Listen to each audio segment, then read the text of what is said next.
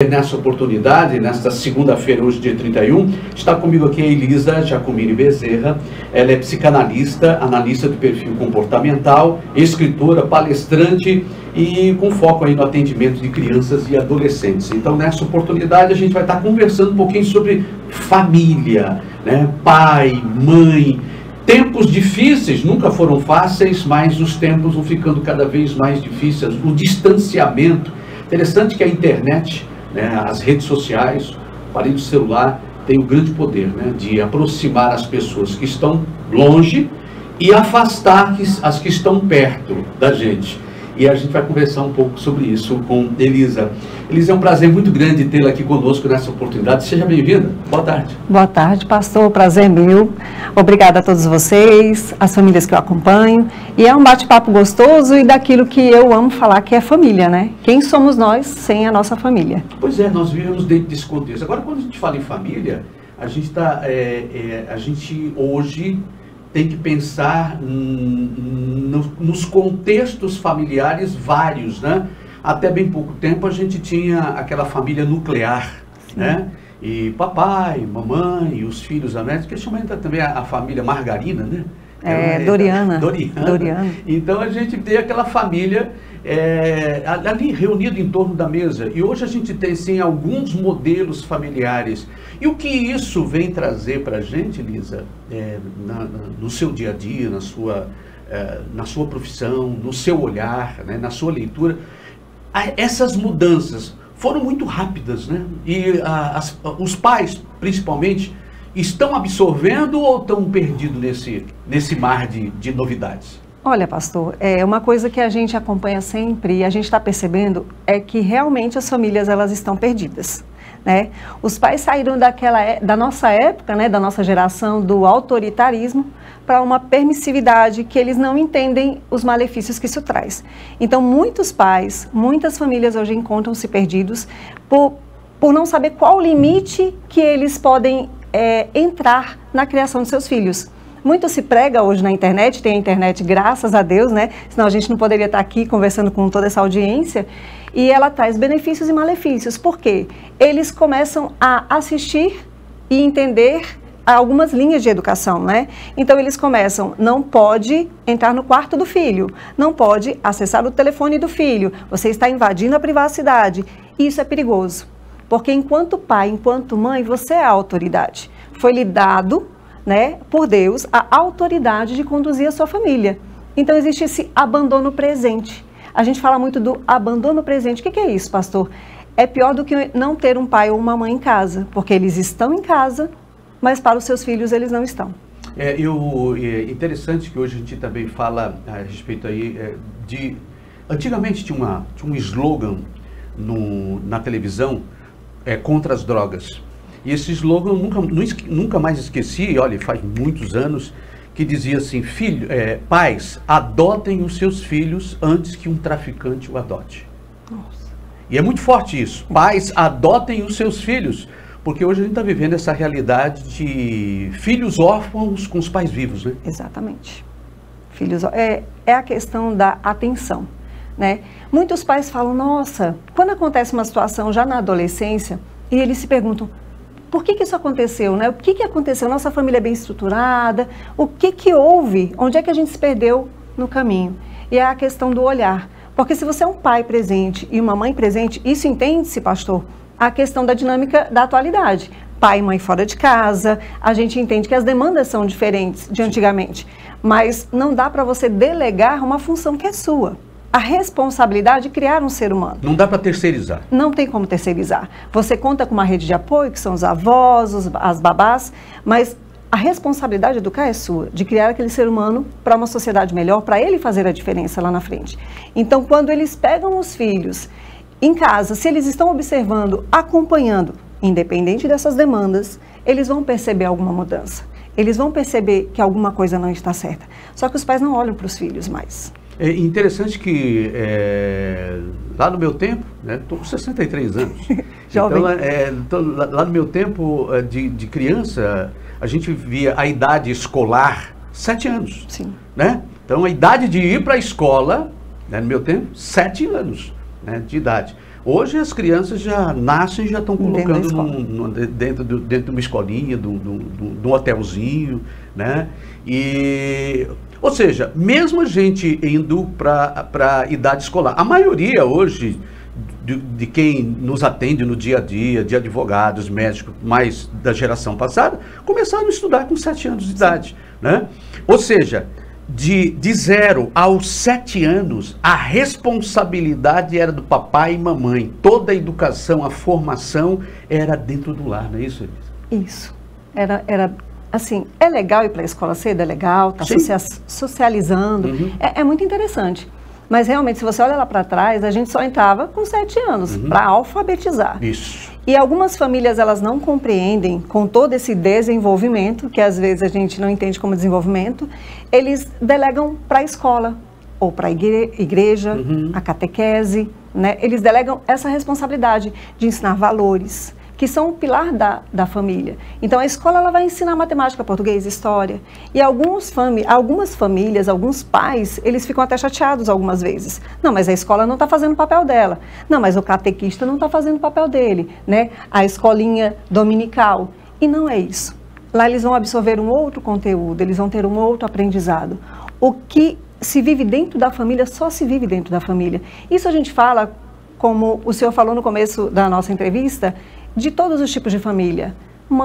A mãe que é só ela em casa, ou só o pai, ou as crianças criadas pelos avós. Então você entende a responsabilidade daquele que cuida, né? Não tem a mãe, não tem o pai, tem alguém que cuida. Você não pode delegar isso. Qual é hoje essa influência do aparelho celular, que é uma das primeiras coisas que crianças hoje ganham, né, do papai e mãe, é o aparelho celular. Ou seja, eles são aí os alfabetizados digitais, logo cedo, muito cedo na vida, já aprendem, né, a manipular. E agora, qual a influência hoje do digital, né, da internet na vida das crianças? Isso eu posso falar sem medo. A influência, ela está assim, generalizada. A influência da tecnologia, ela está minando as famílias. E engraçado que você conversa com alguns pais, eles falam, mas ele não sai do celular, né? O menino não sai do celular. Olha só, com 2 anos está com o telefone. Quem deu esse telefone para essa criança, para esse filho? A questão de você dar o celular, tem uma idade que pesquisas falam, de eles terem acesso à tela. E o tempo de tela, né? De 2 a 8 anos, 1 hora por dia, seria assim, já que não dá para evitar, então que fique só 1 hora. De 8 anos até os 12, 2 horas no máximo, mas a gente não vê isso. Então, inclusive, você falando isso, cortando você, e só para ilustrar, uma vez eu vi uma reportagem do Bill Gates, que perguntaram para ele a filha dele, Bill Gates, quanto tempo a filha dele, na época tinha, acho que 9 anos, ele disse, a minha filha fica na internet 2 horas por dia. Quantos anos? 9 anos. 9 anos, né? 2 horas por dia. A gente pensa, poxa, filha de um Bill Gates deve nadar de braçada, né, em termos de internet. Mas não, ele disse, ela vai ficar ali e depois vai fazer os outros afazeres no dia a dia. Mas ela tem 2 horas para gastar aquelas 2 horas ou investir aquelas 2 horas da maneira que quiser, né? Ou seja, essa questão de regras. O problema não é... O problema não é esse aqui, né? São muitas vezes as faltas de regras, né, a serem observadas. O problema é o limite, né? Hoje em dia a gente percebe na juventude que não se tem limites para nada. São todos muito imediatistas, eles não pensam no futuro, eles não pensam a longo prazo, e o celular ele está potencializando isso. Por quê? Porque tudo eu tenho acesso na mão, a conteúdos que eu não deveria, né? A acesso a coisas que eu não tenho maturidade enquanto criança e adolescente para absorver. E aí acontece até estudos das meninas entrarem na puberdade mais cedo por acesso de conteúdos adultos. Então, a gente entende que é difícil no mundo de hoje, né? Alguns pais falam, mas Elisa, ele chega na escola e todo mundo tem celular. Mas é a sua família, o que você decide enquanto pai, enquanto mãe. E aí a gente tem alguns recursos, pastor, que são assim extraordinários, só que demandam tempo, dá trabalho, e algumas famílias não querem. Que é o quê? Tem alguns aplicativos, inclusive no próprio celular, no Android, tem um aplicativo do Google, nas configurações do celular, que é controle parental. E você vai ajustar esse controle do seu filho. Você não precisa entrar em embate, em conflito. Então, existem essas ferramentas que elas são assim extraordinárias Por quê? Porque o seu filho ele não tem maturidade para saber quanto tempo usar, o que acessar, que aplicativos, o que eu estou olhando no YouTube. Então, ele também, pastor, ele bloqueia alguns sites que você não quer que o seu filho olhe. Ele fica programado para, não, às 6 da tarde eu não quero que meu filho mais pegue um celular, para desligar às 6 horas da tarde. Então, existem ferramentas. As famílias precisam entender que, eu falo de novo, não é culpa, responsabilidade. A responsabilidade é sua, do seu filho. Não interessa os coleguinhas. E antes de fazer tudo isso, é importante conversar. Eu falo assim, você tem que ser muito aberto, jogo aberto com seu filho, independente da idade. 2 anos, 3, 4, 5, 12, conforme ele vai entendendo, obviamente, você precisa conversar com seu filho. Tá, vou baixar um aplicativo no seu celular e a mamãe vai ter acesso, né? Você vai usar durante 1 hora, isso depende de cada família. Existem as pesquisas, mas você é o pai, você é a mãe, você quem vai saber, né? E conversar e jogar aberto, combinar. Então, muitos pais, eles impõem. E outros não querem fazer isso. E aí fica essa bagunça que a gente percebe hoje. A questão do diálogo, né? Abrir justamente aí para o diálogo. E essa necessidade que papai e mamãe têm, que nós temos, da gente poder ter essa abertura com os nossos filhos. E o bom seria que essas regras fossem estabelecidas logo que eu entrego de presente o celular. Preferencialmente, né? Porque já vem com regras. Isso. Porque se acostumar mal para depois voltar... Pode acontecer e deve, se necessário, mas o ideal seria que, olha, estou te entregando o celular, a criança vai ficar muito feliz, satisfeita, e logo que você impor as regras, ela vai aceitar. O que eu quero é o celular. Né? Então fica muito mais fácil por aí, né? Muito mais fácil. Quando você entra num acordo com seu filho, né, e você percebe a maturidade dele, você vai dar um celular de presente para ele, é o que toda criança quer, desde muito pequenininha, porque ele olha ao seu redor e todos estão usando o celular. Então, é o combinado, você precisa combinar. Tem algumas coisas que elas não são negociáveis, e seu filho precisa entender. E isso você está ensinando, não é só o uso de um celular, de um aparelho, você está ensinando para a vida. Para a vida. Então você está ensinando para o seu filho que existem limites, você está ensinando para ele que cada coisa tem o seu tempo. Cada coisa vai chegar no seu tempo. E você atropelar os processos trazem prejuízos que às vezes eles são irreparáveis.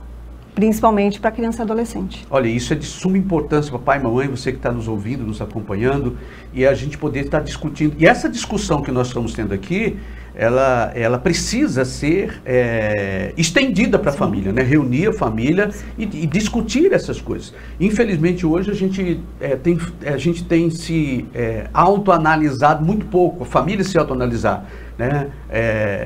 As empresas, de modo geral, chegam no final do ano, né, ou no início do ano, e muitas vezes você vê lá aquela placa fechada para balanço. Né? Eu creio que na nossa família também a gente, vez por outra, precisa dar uma fechada para balanço, né? Precisa. A gente até fala lá na minha casa, a gente faz a mesa redonda.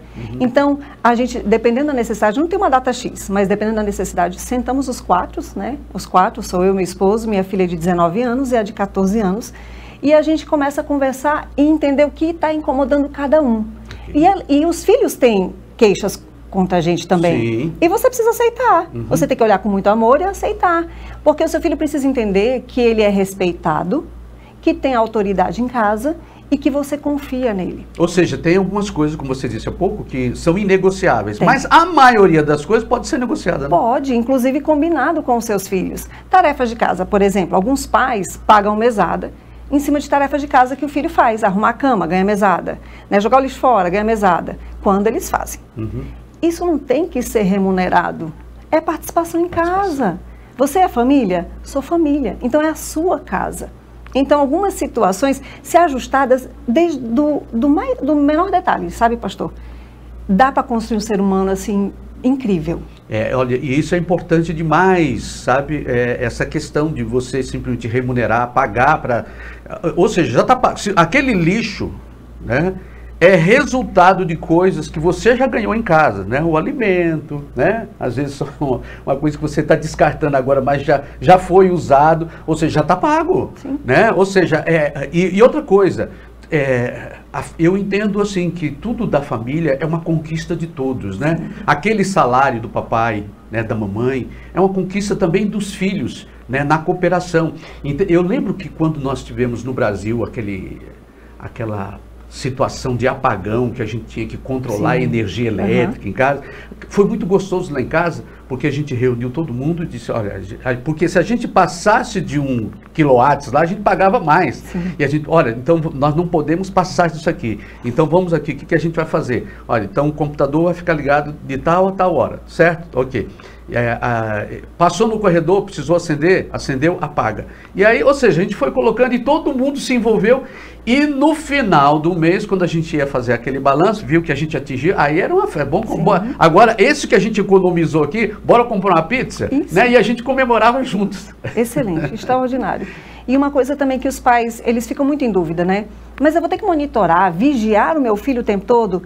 Tem uma diferença muito grande. Não é vigiar. Porque se você vigia, você não confia. Então, os seus filhos precisam entender que você confia nele. Você está dando limite porque você ama. Então, os nãos, eles educam muito mais do que o sim, muitas vezes. E a gente também, enquanto psicanalista, enquanto analista de perfil comportamental, a gente percebe que os filhos, quando crescem, tem pesquisas que falam isso, pastor, os filhos, quando crescem, eles não tiveram limites, puderam fazer tudo o que eles queriam, eles se sentem abandonados. Por que está acontecendo isso comigo hoje? Porque minha mãe e meu pai não falaram não. Está acontecendo isso comigo hoje porque eu não tive limites. Isso de uma maneira inconsciente e às vezes quando faz terapia, então eles entendem conscientemente, falando, né? Então é um amor, é um cuidado, não é vigiar. Muitos pais falam, eu não vou vigiar meu filho. Ele já tem 13 anos, 14 anos, não é vigiar, é confiar e conferir. É pequenininho, mas é tão importante confiar e conferir, né? A questão de tirar os aplicativos, o Family Link, que é do Google, o iPhone também tem o dele, tirar do aparelho do seu filho. Alguns pais perguntam, mas quando é que eu tiro, né, esse controle parental? Depende da maturidade do seu filho. Alguns com 13 anos, você vai entender que ele já pode manusear um aparelho celular e cuidar de tudo aquilo que ele acessa. Alguns com 16. Outros com 17, então vai depender de cada adolescente, né, a demanda da família. Mas para mim, enquanto pai, entender isso, eu preciso observar, eu preciso conversar e eu preciso estar presente. Elisa, eu quero agradecer aqui a sua presença, Elisa Giacomini Bezerra, psicanalista, conversando conosco. E tem papais que estão precisando de ajuda. Onde é que encontra a Elisa? Eu estou atendendo ali na rua 15 de novembro, número 724, na Beira Rio. Né? Então, E também tem minha página no Instagram, pode falar, né? Pode, por favor. É @Elisa, com Z, Giacomini Psi, de psicanalista.